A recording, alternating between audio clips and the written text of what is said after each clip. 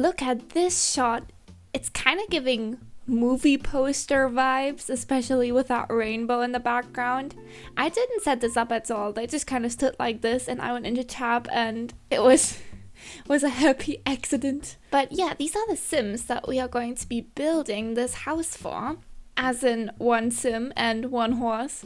And we are going to be building this on this lot here. And I kind of want to make a very similar thing to what is going on here already, except I want to make it a bit smaller and then also include a stable for the horse. And I am making this for my own custom save file where I try to be smart about my pack usage. So I'm making this using only Horse Ranch and the base game. And as you've probably already noticed if you've seen some of my previous videos, I'm kind of trying a new thing out today. Because this is a speed build, and usually I don't do speed builds. But yeah, I thought it would be fun to try it out.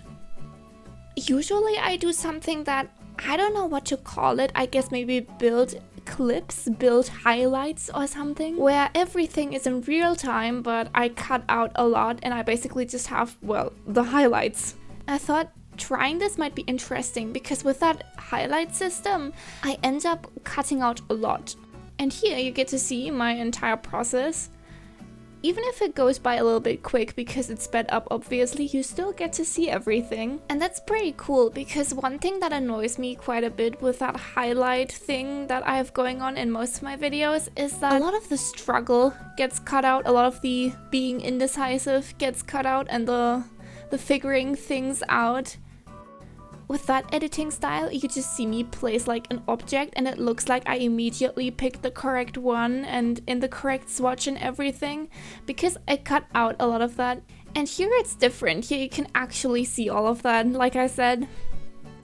And watching this back is very interesting for me as well. Just watching the recordings of me building in The Sims is very interesting for me in general.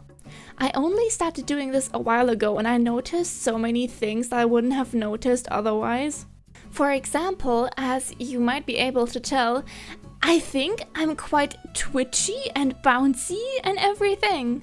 I don't know, I feel like I move around so much.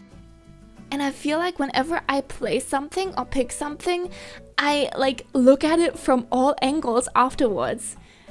It really seems like I play something and then I have to make absolutely 100% sure that it looks okay from everywhere, and I had no idea that I did that. Anyway, focusing on the actual build here, right now I'm just trying to get the shell together, and I didn't know what I wanted exactly, but I did know that I wanted, of course, to make like a little shack, and I did also know that I wanted to make a little hidden upstairs inside the roof. Maybe calling it hidden is the wrong term for it, just basically inside of the roof. And as you can see, I tried out a lot of different options. What I ended up doing is just have two little dormers poke out on both sides. But yeah, this is also something that you wouldn't have seen if this wasn't a speed build. And what's kind of funny is that the way that the dormers ended up looking in my build is super similar to the way the dormers are on the original build that is on the slot by default. So it's like I struggled for such a long time when the game kind of showed me what would look good in the beginning. But oh well, I guess I got there in the end. And speaking of the original lot that is here, I had no idea this was a rental lot. As in like a vacation rental. I always thought this was just an empty residential and I just kind of ignored it. But no, your Sims can actually go on vacation here. Although, to be honest, I'm not entirely sure what you would want to do here. This is the neighborhood that's kind of in the back on the map view of Chestnut Ridge, and it's more so like a natural area. I feel like the other areas in this world are more so meant to be like, I don't know what to call it, populated, like town areas. And this one, I guess, is supposed to be more so like the wild. Which fits quite well because I wanted to make like a little shack that's out in the middle of nowhere and have the Sim who is going to live here that I showed in the beginning also be kind of like a hermit.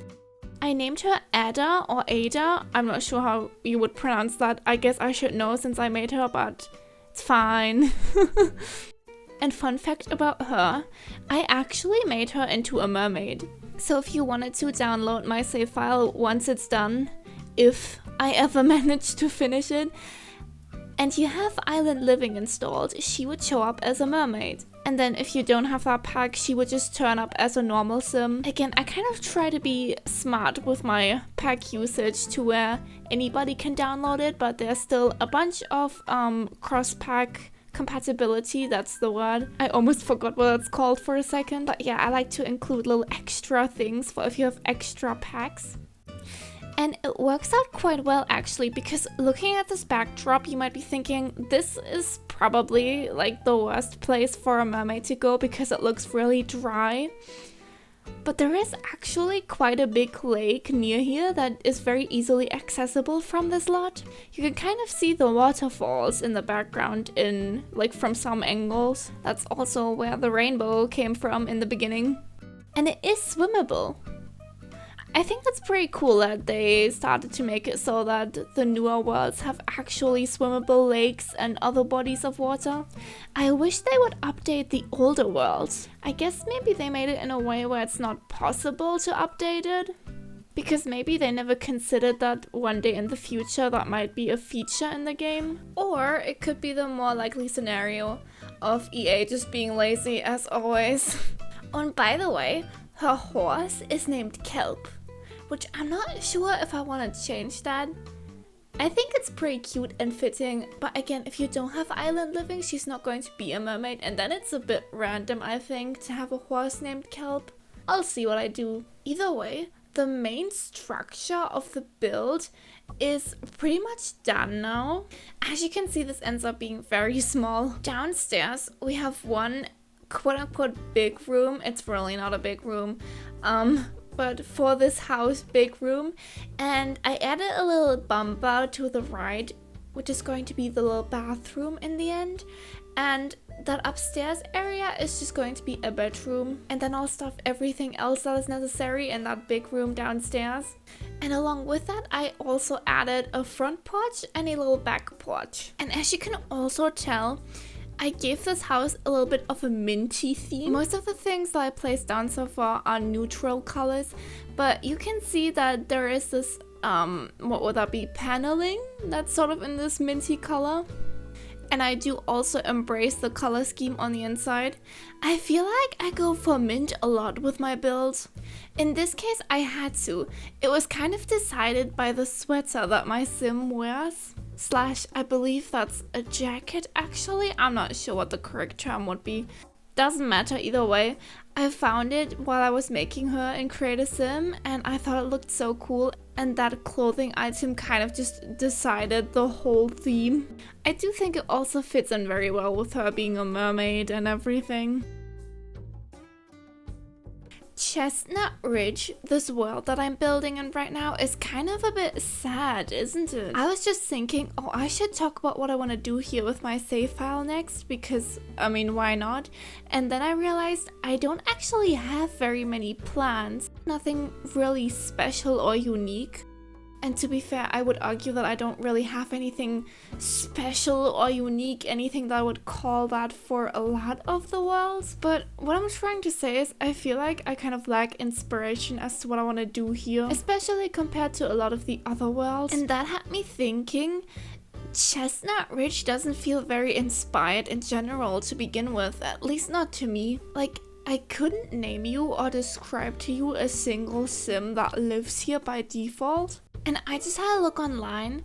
Some of the households that live here include the Gooseman household. There is also the Nectar making duo, the Grove family. Maybe if you played with some of these people, you're like, of course, those people, I know exactly who you're talking about. But me personally, I don't know, I got nothing. To be fair, I haven't played that much with this world, but still, there are other worlds that I haven't really played that much with. But I still know some of the NPCs from. Like, I haven't played that much with werewolves, for example, and yet I'm pretty sure I can picture every single sim that lives in that world, which aren't a lot of people, but I'm pretty sure I can picture every single one of them. I don't know, the world that comes with this pack just doesn't feel very inspired to me. Maybe I could try and come up with something to fix that in my save file. Maybe add more exciting lore to this place. And also more community lots that you'll actually want to visit. But also maybe the fact that I don't know that much about this place is kind of a coincidence. As in that perhaps during gameplay, I just so happened to accidentally always skip on the cool Chestnut Ridge stuff. I don't know. I just had a look online for tier lists and rankings of all of the worlds in the game to see if I'm maybe not just going crazy while everybody else loves this world. But unfortunately, a lot of the stuff that I found is old and from before this world came out, so I don't know where it places. If you're curious, the worlds that people seem to like the best, I think, from what I've seen here, are San Myshuno, Windenburg, Montgomery, Willow Creek, and I think Brindleton Bay as well. And the worst ranked worlds are things like Batu, Granite Falls, Magnolia Promenade.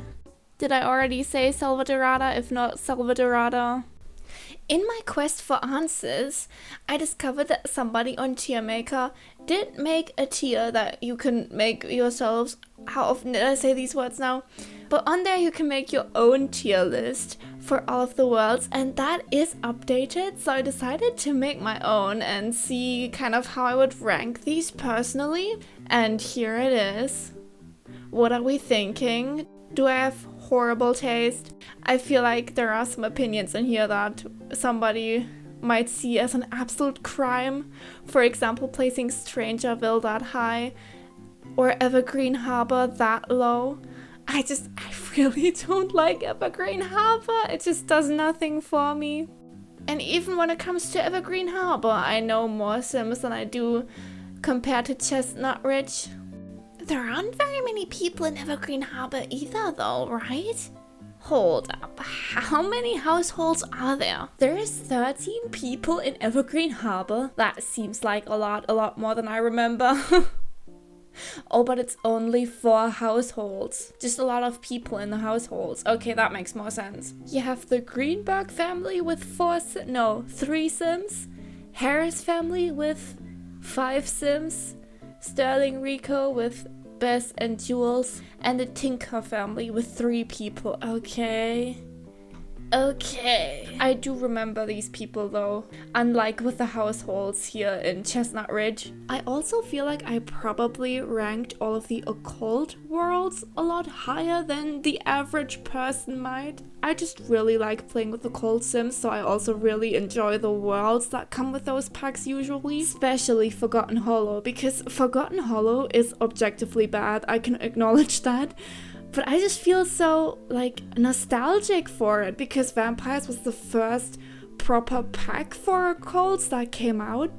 We already had the aliens that came with Get to Work before that, but Vampires were the first occult type where you had the proper skill tree and everything. And so when that first came out back then, I went crazy for it, and I played with the vampire so much and spent more time in Forgotten Hollow than you really should, because again, the world is really not it. And I actually have Glimmerbrook in the highest tier. And with Glimmerbrook, I do feel like that's more justified. Because even if you don't like playing with magical sims, you gotta acknowledge that the forests and like the little windy road with a little stream that goes through the neighborhood, that's really cool. The only downside with Glimmerbrook is that the lots, they really suck. I think Glimmerbrook might just have the worst buildings out of all other worlds. And that's saying a lot, because there is a lot of trash that comes with some of these packs. Yeah, I would say Glimmerbrook has the worst buildings. And what's the world that came with Get Famous again? I can't remember. But I would say that that world is the second worst. But in my ranking, I also included the Magic Realm along with Glimmerbrook, because they kind of do belong together, don't they? And I genuinely think that the Magic Realm has to be one of the coolest, if not the coolest neighborhood that they ever made. That's the floating islands in space, in case you're unfamiliar. And I think that's so cool. I wish they would make more neighborhoods that are sort of, I don't know what to call it, crazy like that. I wish they would do more magical and fantasy-esque places like that. Like, I'm pretty certain that we're probably going to get fairies with some of the next packs. I've talked about this before, but I genuinely do think that they will make something like that because the community has been asking for it and they want to make money, right? That's pretty much all they care about. And I feel like fairies would be a very good opportunity to make a cool world like that again. I've already been thinking about that because we had fairies in The Sims 3, right? And there was this really cool item that was kind of like a little mini house. And I believe there was a castle as well.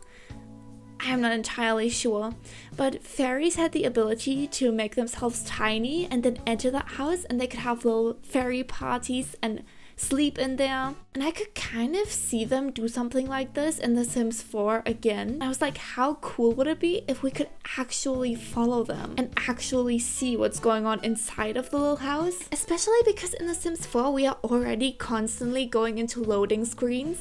So having like a little animation of a fairy sim doing like a little magic spell or whatever and making themselves tiny and going inside of the house, and then have a loading screen and load a new lot that could, you know, be the house from the inside.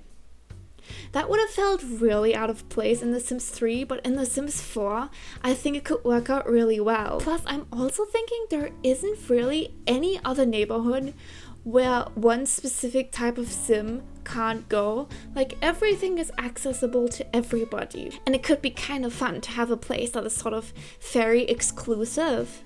Or alternatively, I've been thinking, what if instead of having a little house, you have like a tree that fairies can go into, and then have a little neighborhood that looks like it's inside of a tree? Like, there are so many more opportunities to have cool fantasy neighborhoods like the Magic Realm, and I really hope they do something like this again. Some honorable mentions on this should also be, first of all, I still keep forgetting what it's called, the Sylvan Glade, I think? The secret lot that is in Willow Creek, that's a really cool fantasy neighborhood as well. And then also 6M, the alien planet that came with Get to Work, that you can access either by building a portal as a scientist or by building a rocket ship and leveling it up. Those two are also really cool fantasy neighborhoods, but they're really quite small. So I don't think they really compare to the Magic Realm, but they are very much honorable mentions. Anyway, sorry, I kind of got lost there. I kind of went on a huge detour accidentally. I kind of started talking about this world, and then I started talking about every world and how they compare and yada yada and everything. But let's talk about the build that we are making here again. I did a lot in that time. As you were able to see, I did all of the outside, including the little stables for the horse. Outside, I put a little grill area as well as that huge machine for nectar making. And I think the outside turned out very, very cool. There isn't a lot of space out here, but I think I managed to use it quite well. I also really like the addition of the water tower. I don't exactly know how much sense that makes. I don't think in real life you usually have water towers on people's lots or very close to people's lots. I actually have no idea how they work. Wait, wanna go on another huge detour? So I just had a look on Wikipedia, and I also found this website that's called people.howstuffworks.com, which this is the first time that I've been on this site, so I hope this is not like a terrible site. As in, I hope that none of you are going to be like, Lua, why would you go on there? That's that website where recently the scandal came out where the employees ate babies for breakfast, but they seem okay, I guess. I don't know, looks like a normal website to me. Either way, water towers are just elevated water tanks. That much I already knew. I mean, duh, that's kind of in the name. But the reason why they're elevated is to provide pressure. That I didn't know, but that also makes a lot of sense. And it seems like it's not just the water tower usually, but there's also like a whole underground system to it.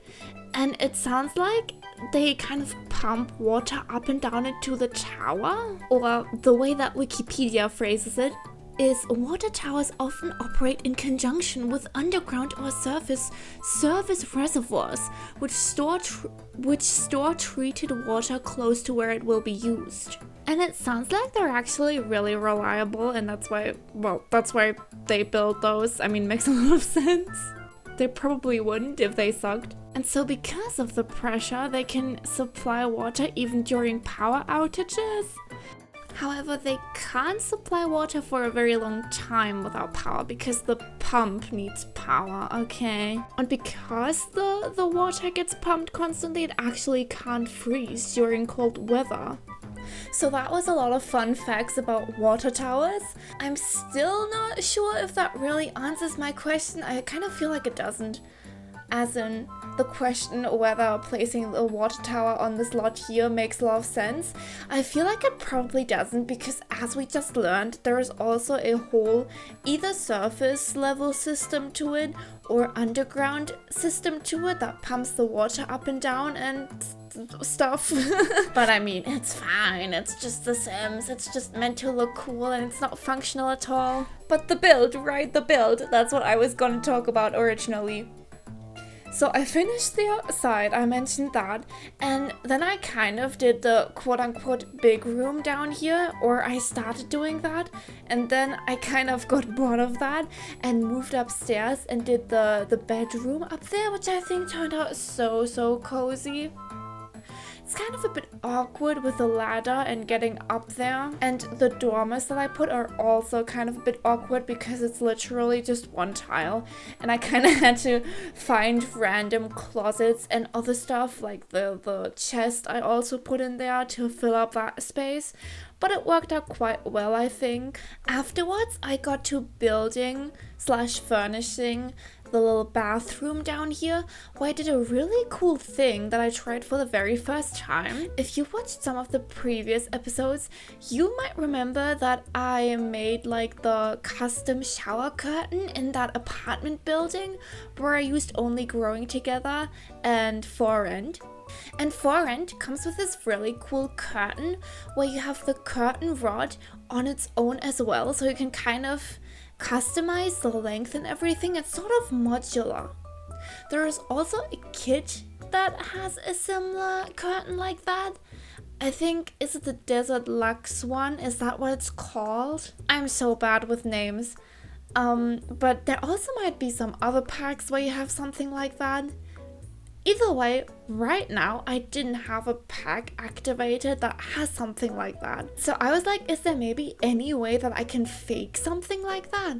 And as you were able to see, what I did is I grabbed a base game curtain and I kind of placed a temporary wall in the bathroom and I placed the curtain on there. And then I grabbed like a flat shelf, which is also from the base game, and I covered up the curtain rod and kind of made a custom curtain rod like that. And it's maybe a little bit thick and everything, or wide is maybe the better term for it, but I still think it looks quite a lot like those curtains you get from packs like For Rent or the Desert Lux kit, if that's the correct name for it. I think it is. Maybe it's not, I don't know. But yeah, that worked out surprisingly well. And then last but not least, I moved on to the quote-unquote big room, where you can see in the video I'm already starting to do some of the final finishing touches. But in here, I kind of just did everything else that we still need. Mainly the kitchen and then also the table in the middle. But I also did a small living room area, sort of. It's really more so of a reading nook. And then I also put a little woodworking table. Do you know what I completely forgot about? The off-the-grid challenge. I think that would have made so much sense for this place. I kind of wish I had thought of that and built this place to be compatible with that challenge from the beginning, because I do think that makes a lot of sense. Again, this place is kind of a little shack out in the middle of pretty much nowhere out in the wild. And so I don't really think that they should have electricity and everything here. Maybe I might come back eventually to update it and make it off the grid. For now, it's just on the grid. I don't think changing it would be too much work either, because again, the house is really small and also there aren't very many items where that's a problem. Man, that really annoys me. I should have just thought of that immediately. But yeah, with that, I moved on to do some of the final finishing touches overall in the build. As you can see, just then I put down a lot of lightning bugs. Or fireflies, I still don't know which term I prefer, but those are the little squares I put down, and those are VFX, so once you press live mode, the squares are going to disappear, and then when it gets dark in game, it's going to play a little firefly / lightning bug, and or is it lightning or lighting bug? I imagine it should be lighting bug, right? You know what I mean. Either way, it's going to play an animation where those little guys that glow are going to show up. And it's pretty cute. And then I also got to doing all of the terrain paint, which, believe it or not, but in this video, I actually had the terrain paint glitch happen to me for the very first time, where somewhere along the way, over the course of this video, I have no idea at what point, but at some point, the terrain paint that I did earlier disappears. Luckily, that didn't cause too many problems because I didn't do that much earlier, but still kind of sucks that it's happened to me now. Either way, we are finished. So let me give you a quick tour of the place. First of all, let me show you the floor plan, which there isn't that much to show you, but here's what it looks like from up above. And then here is also a little look at the area outside with the grill and the nectar making machine. And then this is what the stable looks like from the inside, where I noticed I forgot to paint the ceiling. So I very quickly went back and took care of that and painted all of the ceilings in here. So let's try that again. This is what these stables look like from the inside. Not much going on in here, but horses are really big and need a lot of space, so I couldn't have placed down much either way. And then here is what the house looks like from the outside. I really like the little custom arch that I did. And then here is what the house looks like from the inside, where I just noticed that one window in the kitchen is higher than the rest. No. I really recorded this shot right here and I didn't see that? Am I blind? In the version that I'll upload to the gallery, I'll make sure that that's fixed because, I mean, we can't have that. That's terrible. Anyway, here is what the bathroom looks like, where I did that really cool custom shower curtain, which you can't see very well in the video, but it is there. Other than that, this bathroom isn't too special, so let's head upstairs. Again, I think this place turned out so cozy. Also, can we acknowledge how cool the lighting looks, like the way it comes through the window here? I always notice that. I always get so happy whenever I make a build and then it does that. And here I have a couple more clips from the outside that I took during different times of day. I especially like the one that I took at either dawn or dusk. I actually don't remember which one it was. But yeah, at the end of every video, I usually talk about what I'm doing next week in my next video. But unfortunately, this time around there won't be one because this is the last video that I made out of this batch. But don't worry, I'll be back eventually with more videos. Thank you so much for watching all the way to the end, and if you want to see more, I already made a ton of videos before this, so I'll link the playlist for you in case you want to see more. And yeah, I think that's all I wanted to say. Bye, see ya!